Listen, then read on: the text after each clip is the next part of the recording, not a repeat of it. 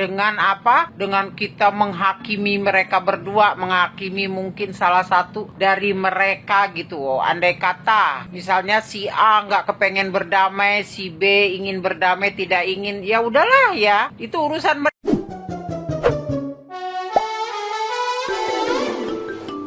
Konflik rumah tangga antara Ruben Onsu dan Sarwendah yang semakin memanas kini mulai menyeret serta merugikan orang-orang di lingkaran terdekat mereka. Mantan manajer Assalamualaikum warahmatullahi wabarakatuh. Saudara-saudaraku sebangsa dan setanah air. Dimanapun kalian berada, semoga kalian selalu dalam kondisi sehat walafiat. Berjumpa lagi dengan saya di Gaspol Update. Teman-teman sudah pada tahu nggak nih kabar terbaru ya soal Ruben Onsu, Sarwendah dan juga Nanda Persada. Nanda Persada apa Nanda Prananda ya? Nanda Persada ya, lupa juga saya. Oke lah, anggaplah seperti itu ya. Pokoknya Nanda lah gitu kan. Intinya kembali ramai jadi perbincangan publik ya. Polemik rumah tangga mereka ini, terutama Ruben dan Sarwendah ya, kini semakin melebar setelah muncul berbagai tanggapan dari netizen mengenai hujatan di media sosial ya.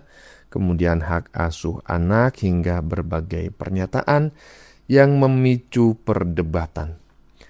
Perkembangan terbaru ini membuat diskusi semakin panas dan memunculkan beragam respon dari netizen. Nah, bagaimanakah videonya dan bagaimanakah respon netizen? Mari kita tonton bersama, kemudian mari kita komentari bersama di bagian akhir video. Ini dia. Sarwendah, Nanda Persada menceritakan pengalaman pahitnya yang menjadi sasaran amukan dari para fans Sarwendah. Nanda mengaku mendapat hujatan luar biasa di media sosial hanya karena pernah menuliskan sebuah kritikan yang dinilai menyudutkan Sarwendah.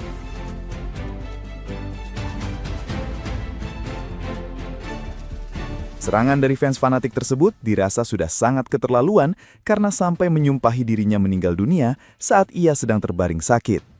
Nanda disindir bahwa penyakitnya merupakan teguran dari Tuhan serta buah karma akibat terlalu ikut campur dalam urusan rumah tangga orang lain. Ia pun merasa heran karena ruang kritik konstruktif kini justru dibalas dengan teror mental yang sangat kejam dari pendukung Sarwendah.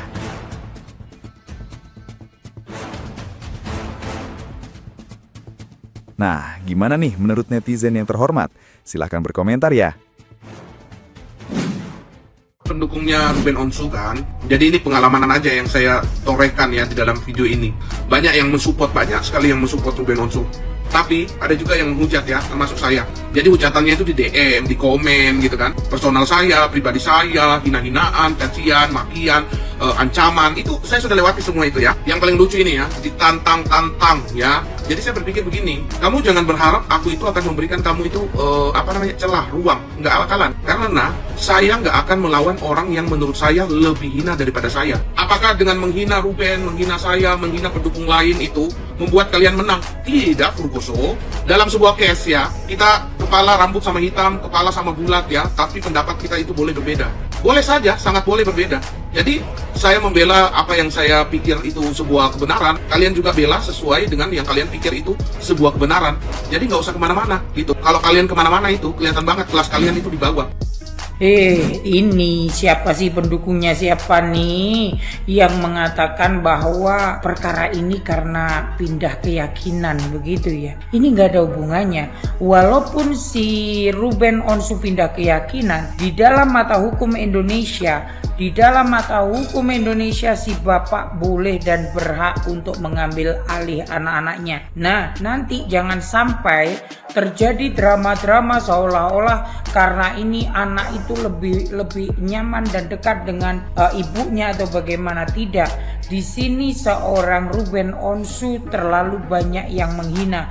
Ini mulutnya siapa saya tidak tahu ya. Ini yang mengatakan Ruben Onsu ini tulang lunak, tapi pada faktanya si Sarwendah sempat hamil ya kan, bahkan keguguran. Lah dia pikir yang nyogok siapa kalau bukan Ruben Onsu, iya kan, kalau dikatakan tulang lunak. Terus kemudian mengatakan Bertrand Peto adalah anak pungut. Mata kamu siwer ya. Si Bertrand diambil ketika dia memiliki yang namanya sebuah kelebihan dan bakat dalam tarik suara. Nah, itu nggak dipungut tapi diambil, dan dia setelah sampai di keluarga Onsu, Bertrand ini menjadi orang yang salah satu berpenghasilan. Jadi dia hidup di rumahnya Ruben Onsu sama si Sarwenda, tidak hanya makan gratis, dia ada penghasilan di sana, ya. Itu yang harusnya dipahami. Ini mulutnya agak panjang juga ini, tapi tak ambil agak biar cantik sedikit. Cah, iki sopo sih cah? Tolong digolek nih. Jan netizen barbar. Kita kan cuma netizen ya, kita netizen ya kudu ngerti batasan-batasan kita selaku netizen, ya enggak sih? Iyalah, kita ini gua ngajak lu pade netizen ya. Maksudnya kita ini cukup menjadi penonton, nggak usah kita ikut-ikut masuk di dalamnya, apalagi ngompor-ngomporin kisruh rumah tangga, perceraian rumah tangga antara RO sama SW, ya kan? Biarkan mereka selesaikan berdua saja gitu, ya kan? Apalagi kita kan nggak mengenal dengan mereka, kita hanya lihat di TV, ngelihat di TikTok semisal. Ya udah gitu, jangan kita melewati batasannya menjadi seorang netizen dengan dengan kita menghakimi mereka berdua, menghakimi mungkin salah satu dari mereka gitu. Andai kata misalnya si A nggak kepengen berdamai, si B ingin berdamai, tidak ingin, ya udahlah ya, itu urusan mereka, atau mereka suami istri dan punya mantan gitu, dan punya anak 2 gitu. Anaknya ya kan, masa iya anaknya ikut-ikutan membenci salah satu pihak gitu? Semoga tidak gitu kan. Misalnya si A nggak mau berdamai, urusan dia juga, ya kan. Misalnya si ceweknya kepengen damai, ya urusan lu. Kita mah netizen lihat dari jauh, jangan menghakimi, tahu batasan kita gitu. Doakan yang terbaik buat mereka kan, sebab kita ikut dosa lu kalau nggak manas-manasin gitu, nggak berkesudahan drama rumah tangga mantan kedua belah pihak ini, nggak berkesudahan. Si lelaki akan nyanyi terus, si perempuan akan dengan berondongnya begitu terus, saling panas-panasan, urusan lu gitulah, ya kan. Coba kita nggak usah nonton, nggak usah dianyepin gitu, akan diem dan berhenti dengan sendirinya kan. Nggak ada tangis-tangisan setiap saat ngomong anak gua bla bla bla bla bla bla, terus nggak ada lagi juga si perempuannya pamer kemesraan dan berondong. Mungkin dianyepin aja lah kalau menurut gua. Enggak. Aduh, ini sekarang bukan peperangan antara kubu CEO sama 200 juta dan Koko R, udah bukan sekarang ya. Dalam kasus ini kita sudah keluar jalur ya. Ini udah anak. Kenapa anak sekarang dijadiin senjata terakhir, senjata bom waktu? Udah di luar dari jalur ini. Sekarang di kasus ini tuh sebenarnya tidak ada yang diuntungkan, tidak ada yang siapa yang menang, siapa yang kalah, siapa yang mendapat piala, siapa yang harus menjadi urutan kedua, tidak ada. Udah cukup sekarang melebarnya kemana-mana, udah membuka aibnya dari CEO segala, ya kan? Udah ngebuka dan ikut campur juga dari keluarganya pihak S, ya kan? Sekarang juga Koko R juga sudah mulai memperlihatkan ke kalian bukti-bukti konkret apa yang... Oke, teman-teman, saya potong dulu videonya ya. Jadi pada video kali ini, pada segmen pertama, maksud saya netizen membahas pengakuan Nanda yang mengaku menerima hujatan dan serangan di media sosial ya setelah menyampaikan kritik terhadap Sarwenda. Bahkan saat dirinya itu sedang sakit ya, itu ada komentar yang menyebut penyakitnya itu sebagai karma. Ya, seperti itulah netizen ya. Emang netizen itu nggak punya akhlak, remnya pada blong semua, iya toh? Iya. Dan menurut netizen dalam video yang baru saja kita saksikan ya, perbedaan pendapat ya seharusnya tidak menjadi alasan lah untuk saling menghina, ya toh? Iya, kalau ini saya sependapat ya. Mereka juga menilai persoalan rumah tangga Ruben Onsu dan Sarwenda ya yang sebaiknya itu diselesaikan oleh kedua belah pihak tanpa campur tangan berlebihan dari pihak lain ya, terutama para netizen ya. Iya. Dan netizen mengingatkan ya agar sesama pengguna media sosial itu mengetahui batasan-batasannya lah ya. Tidak memprovokasi, tidak menyerang pribadi seseorang, dan tidak menyeret anak-anak ya ke dalam konflik ya. Intinya netizen berharap polemik ini segera mereda sehingga tidak terus melebar ke berbagai pihak. Nah, kalau urusan ini saya sangat sependapat sekali. Lanjut.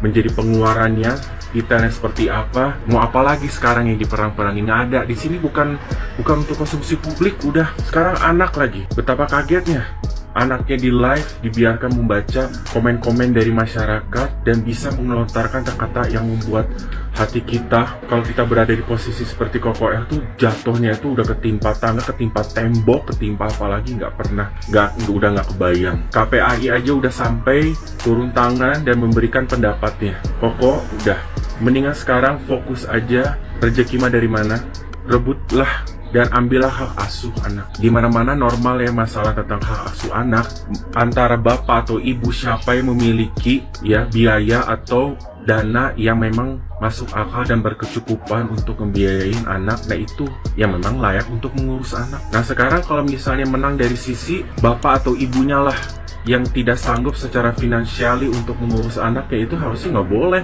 ya kan? Gimana sih Koko udah tidak mendapatkan hak asuh anak, tapi ngebiaya ini adalah yang bukan yang mendapatkan hak asuh anak, yang ngurus dapat hak asuh anaknya adalah yang masih minta dari yang tidak mendapatkan hak asuh anak. Gimana itu jadinya? Udah sekarang fokus, lupakan, udah kesampingkan karena masalah ini tidak akan ada akhirnya ya. Kalau udah saling benci atau udah berseberangan mah ada aja pasti nanti lembaran-lembaran dibuka terus, lembarannya diperluas, dicabangkan. Ini udah masalah anak dijadikan senjata terakhir untuk peperangan yang harusnya anak tidak ada ikut andil. Apalagi kalau dilihat sayangnya doktrinan ini kayaknya sudah berjalan, mudah-mudahan belum terlalu jauh ya. Kuatkan, kita semua support, mana yang memang harus terbaik menjadi jalan keluar, harus menjadi lembaran baru cerita dalam kehidupan Koko, dan begitu cobalah ditempatkan pada masing-masingnya lah ya. Ini udah anak berarti sudah berlebihan, saat untuk di stop.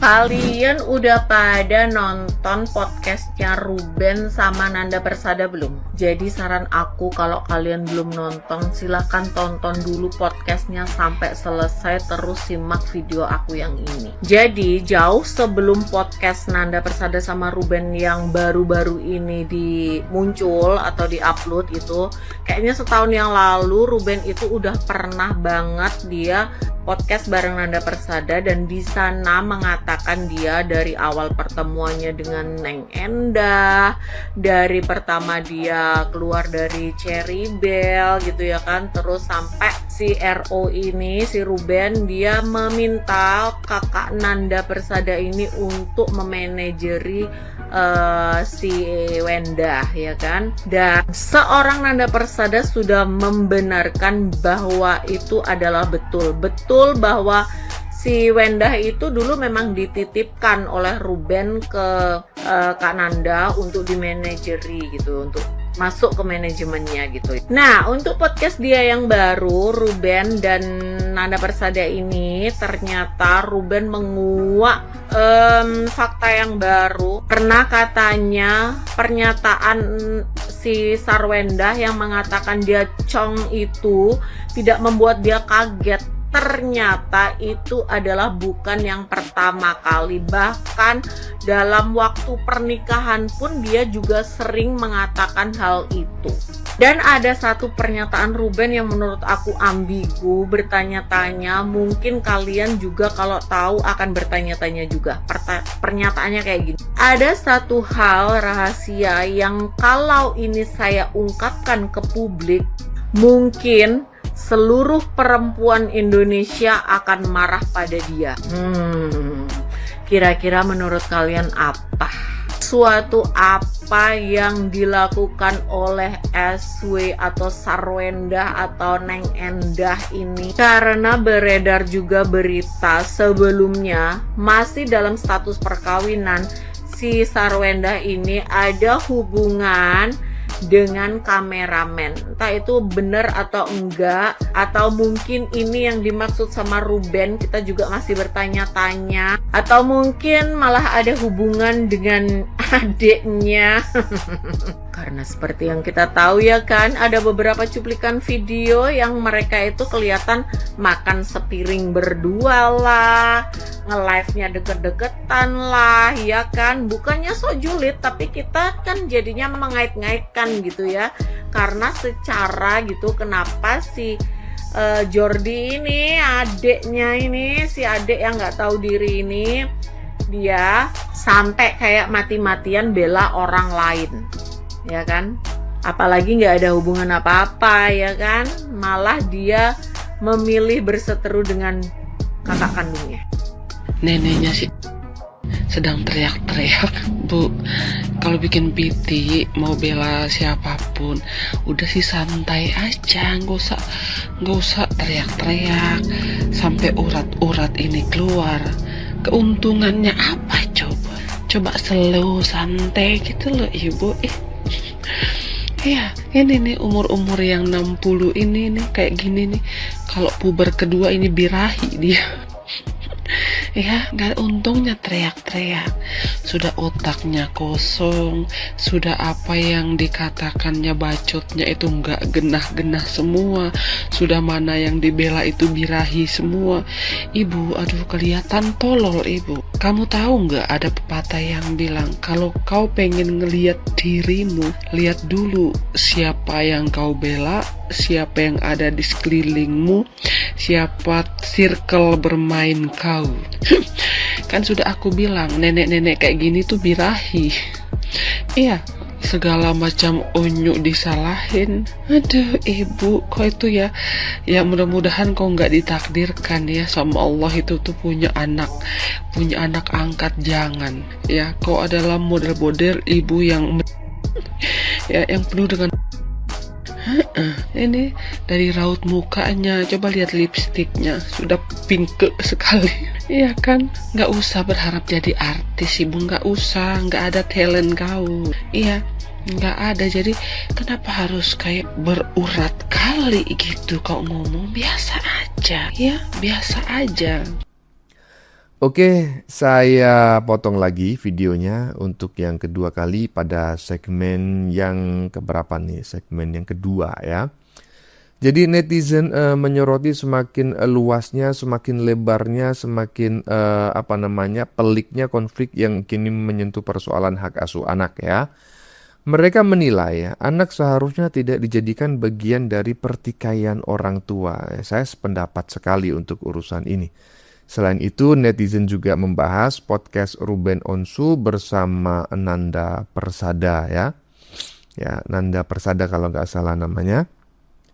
Atau Nanda Prananda ya, lupa lah pokoknya. Yang kembali mengungkap kisah awal hubungan kerjasama dengan Sarwendah serta beberapa pernyataan Ruben yang memunculkan banyak spekulasi di kalangan publik. Dalam video yang baru saja kita saksikan juga muncul berbagai dugaan dan juga opini publik mengenai sejumlah isu yang beredar di media sosial ya. Namun sekali lagi saya tekankan, namun ya semua itu masih sebatas pembahasan netizen ya dan belum dapat dipastikan kebenarannya. Jadi maksudnya itu ya namanya pembahasan itu ya bisa opini ya, bisa pengalaman pribadi ya, bukan soal fakta yang bisa diverifikasi. Dan kemudian di bagian akhir teman-temannya, di bagian akhir video yang baru saja kita saksikan ini, netizen juga memberikan kritik keras kepada pihak-pihak yang dinilai itu terlalu emosional ya dalam membela salah satu kubu. Ya iyalah, gini nih ya kadang-kadang juga dipicu oleh pihak lain gitu yang semacam memprovokasi. Lanjut. PT-nya mana nggak genah, lari dari jalur, lari dari fakta. Iya, Dia cuma nyudutin si Unyu. Dia ini lagi berusaha bikin ini menggiring opini adanya ini keramaian di medsos nih rumah tangganya si Endah sama si Onsu ini kan gara-gara si Onyu ya. Itu yang lagi usaha dia giring ke sana kemari. Aku jadi lucu, kasihan ngelihatnya. Iya, belum dapat yang 350 perak itu. Aduh ibu, ya Allah, nggak usah birahi kali, biasa aja. Pelajari dulu topik apa yang mau diangkat, coba pelajari dulu ya, buka mata ya. Kalaupun seandainya otak sudah tidak bisa mencerna dengan baik ya, jangan ngelihat video cuma 1 kali doang, telaah dulu minimal 10 kali. Atau gini, ada rumus nih, 99 kali Anda harus menelaah video. Kalau seandainya otak sudah kurang imunnya, memang ya bodoh dari lahir dan keturunan, atau memang karena faktor usia ibu gitu, otomatis sudah bodoh yang gimana gitu kan. Sudah jauh dari kata smart gitu kan. Bikin aku ketawa ngelihat si nenek plus ibu ini. Birahi kali Anda ngelihat keromantisan orang-orang atau pendukung kau. Atau marah Anda karena si Onsu Lojin. Marah Anda karena sudah nggak satu salib sama Anda, marah. Nggak usah dibawa ke situnya, nggak usah. Ya kan, nggak usah dibawa ke situ. Jadi Anda itu ya kalau seandainya mau ngebela ini, cukup yang santai aja gitu loh, nggak usah teriak-teriak kayak neneknya anjing birahi.